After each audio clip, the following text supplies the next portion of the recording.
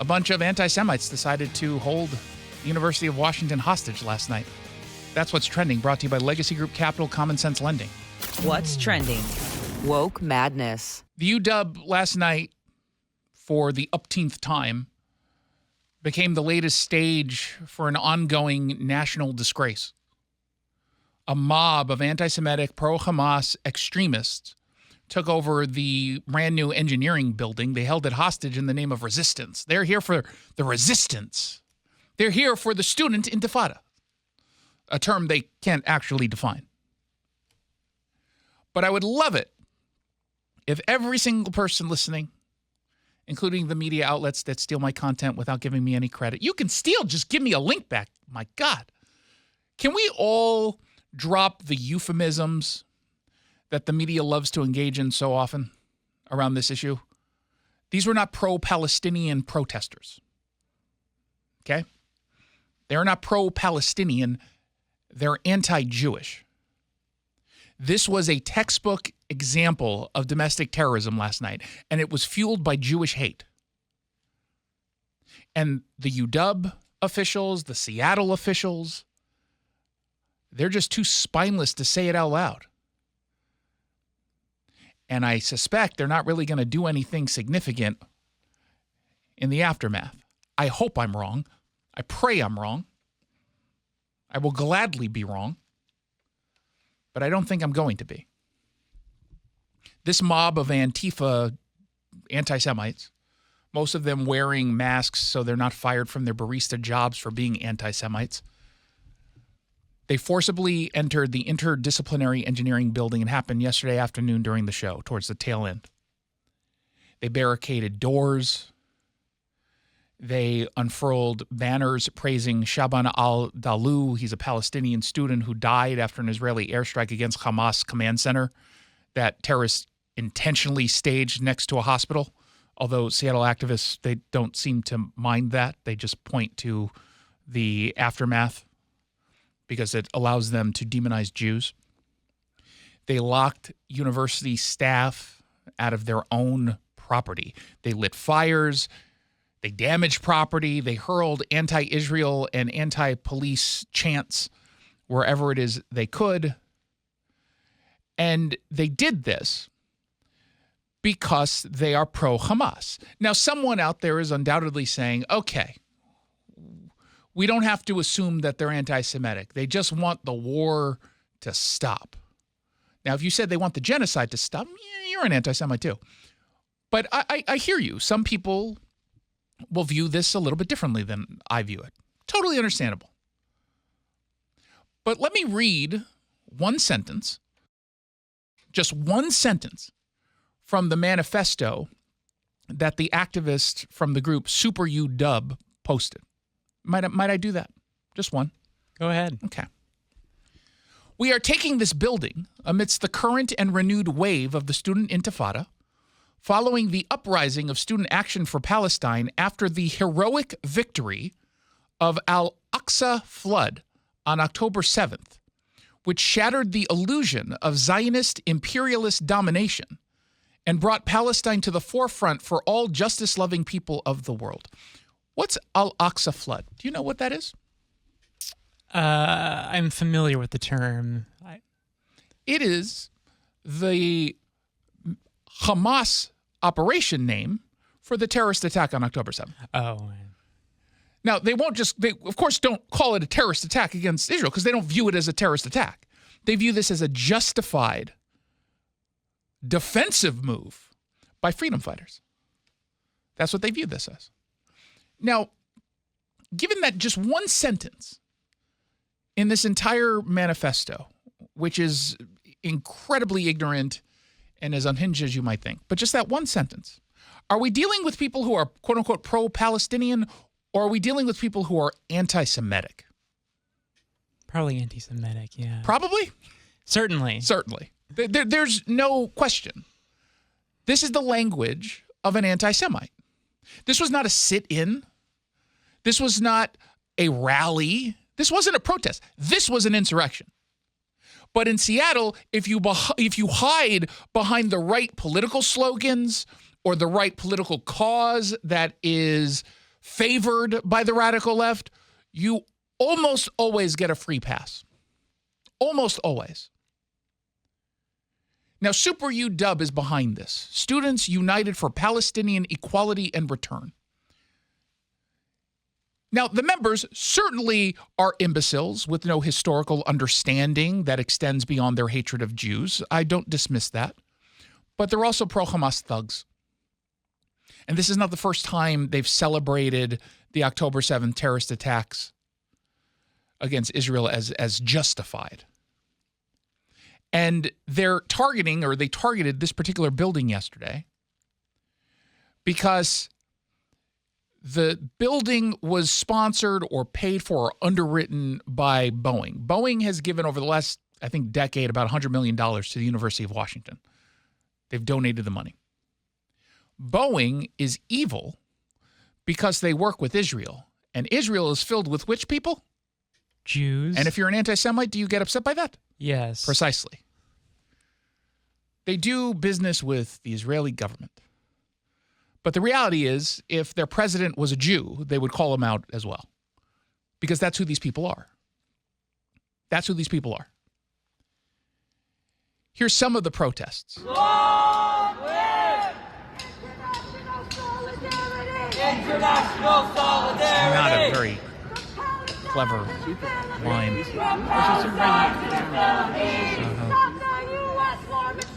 Oh, so that's clever. Just real quickly, because Palestine doesn't exist, but what do they mean by Palestine? The whole thing where Israel resides. Yeah. Israel. They don't accept Israel as an independent state. They view it as Palestine, and Jews are stealing the land. Stop the Boeing war machine! Stop the Boeing war machine! Now, this happened around 4:30. It didn't really resolve until a little after 10:30. At least the resolution started when police went in and started to make arrests. But they decided, for some reason, both the Seattle Police Department, which I'm assuming was basically ordered into this, but also the University of Washington, they decided to try to negotiate with these people. I thought there was a common saying of like, you don't negotiate with terrorists. Why would they try to negotiate here? Why not just go in and do what they should have done, which is just absolutely arrest and dismantle this thing in 2 seconds? You are dealing with vegan baristas with no upper body strength. How hard could it have been, even understaffed, to go ahead and break this up? Kind of like with Chaz when they finally just decided to go in and break it all down. And it was really simple for them to do. It didn't take very long. It did not at all. I was there when they were doing it. I was there a couple times while they did it. It's not all that difficult. They were told to, quote unquote, de-escalate. Yeah, de-escalate with the people who are calling for the destruction of Jews and the Israeli state. Yeah, that makes sense. Let's meet in the middle. Yeah, we'll call for the death and destruction of some Jews, but not all. Oh, gee, thanks. I'm so glad that you're willing to give us that. Negotiate with people who, I don't often use this language, but when it comes to these kinds of people, I am fine using it. This is the modern day manifestation of the new Nazis, the new Nazi party. That's who these people are. They're new Nazis. They're the 2024, 2025 version of Nazis. I again, don't invoke that kind of language almost ever. In fact, I've gone my entire career up until October 7th, never using that and condemning people who did do that. But then I started to think about it in this context, and I wondered, what is a better name for a group of anti-Semites who do not believe in Israel's right to exist while they're rooting for the side that exists solely to slaughter Jews? What else should we call them? Passionate pro-Palestinian protesters? They're not. They're the new Nazis. They're the new Nazis. And they were there as video was captured by a number of people on the ground, including Cam Higbee, who's on the show today. They were out there cheering on dead cops and dead Israeli soldiers. My favorite thing I love seeing is when the resistance in Palestine shoots an Israeli tank and kills them. You know, the same goes for the cops, honestly. When I saw the precinct when they burn, throw gay people from buildings in Gaza. That's my favorite. Show me evidence. Shut the Show me evidence. Show me evidence. They don't do that. I mean, I hear the LGBTQ2IAS++ scene in Gaza is very active. Show me the evidence. How about this? We'll do an experiment. I will pay for you, because that person was clearly transgender. I'll pay for you to go to Gaza. I will pay for you to go to Gaza. All of us Jews, we know each other. I'll send a note to Bibi. No strikes at all. I want to just prove my point, please, while my transgender friend here from UW goes in and says hi. And all I'll say is, last 30 seconds. I'll pay for it. I'm not going to pay round trip because you're not coming back. So that's a little bit of cost savings for me. Yeah, one-way ticket. It's a one-way ticket. Now, if you survive, I'll get you first class back. How about that? But you're not going to survive. Because the people that you're talking about, the people that you're defending are monsters. They're terrorists. They hate you. And you're too stupid to realize that. Or you're too enveloped in the hate against Jews to understand that. This is the same thing over and over and over again, these people. And the media, God bless you, but sorry, the whole pro-Palestinian protesters bit, calling extremist protesters, no. If these were white kids in MAGA hats, they'd immediately be labeled white supremacists or white nationalists. They throw that term around very easily, very quickly, including people who aren't even white. Pretty cavalier with it, yeah. They just throw that out there. But when it comes to these people who have a manifesto celebrating October 7th, well, you know, they're protesters. What are they protesting? Israel's right to exist. They're demanding that Jews have no right to self-defense. This was an illegal occupation, and it wasn't about peace. It wasn't even about Gaza. It was about intimidation. It was about occupation. It was about pushing an extremist ideology that treats Jews as villains and the terrorists as freedom fighters. And they ought to be called out for what they are. Now, SPD eventually was able to arrest, I believe it was 34 in total. 5 of them were almost immediately released when they got their first hearing in front of a judge. And I believe in naming and shaming these people. Now, 34 is a lot of people to name. So I posted them all on my X account. But I can give you some of the names. Like Ella Tundawani, she was arrested by the University of Washington PD. You've got Yafate Yared and Jessica Schutz, Ginger Ann Newberry, Yasmin Ahmed. You've got name after name after name after name of these people. Sounds like really great, passionate people. Jade Wu, Zainab Tamor Chatha. If that's a guy, sounds like a good guy, right?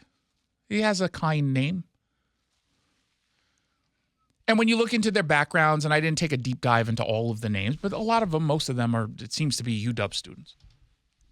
And so here's a question I have for the University of Washington, who wants us, as a leadership, they want us to take them at their word that they really care about this. And they did call out the anti-Semitism, and they used the term anti-Semitic in their statement that they put out there. But it's one thing to put out a statement. It's another thing to do what's right. And if UW doesn't immediately suspend every single student involved, then they're telling us where they stand. If charges aren't filed for trespassing and property damage immediately, and they have not yet been filed, we don't know whether or not they will be filed because they're waiting for the police reports and incident reports to actually come through, and it doesn't always happen immediately. But if it comes through and they don't get charged, if a judge doesn't actually do his or her job and, judge someone for breaking the law, they're telling us where they stand. And it means the university, the city, the criminal justice system is again cowering to the new Nazis. Yeah, Nazis. Seattle has a choice right now. Y'all can choose to confront the rising tide of anti-Semitism, or you can choose to surrender to it. You've placated it for a while. For the last 2 years, I would argue you've been surrendering, or perhaps emboldening, or both. In fact, I would argue because you emboldened this, University of Washington, by not taking this seriously over the last year, plus, you're the reason why this happened yesterday. This happens because people think they can get away with it. And we've said over and over and over again, through actions or lack thereof, that, yeah, you do get away with this. Super UW, those students, that club is not an official club. It was suspended. And yet, this entire time, they've still been organizing on campus. Weird how that worked. Well, First Amendment. Okay, First Amendment, huh? Then you shouldn't have suspended them, right? First Amendment. First Amendment. Until, of course, it's a white nationalist, and then you go overboard in your condemnation. How do you go overboard in condemning Nazis or KKK members? By claiming everyone who happens to be white is a Nazi or a member of the KKK or a white nationalist. And you go into overdrive. I'm okay with that when it's warranted. Go after actual KKK members and actual white supremacists. I have no problem with that. I'll join you. Be consistent. Well, according to them, the SPD and the IDF are equivalent to the KKK. They chanted that too. Oh, of course they did.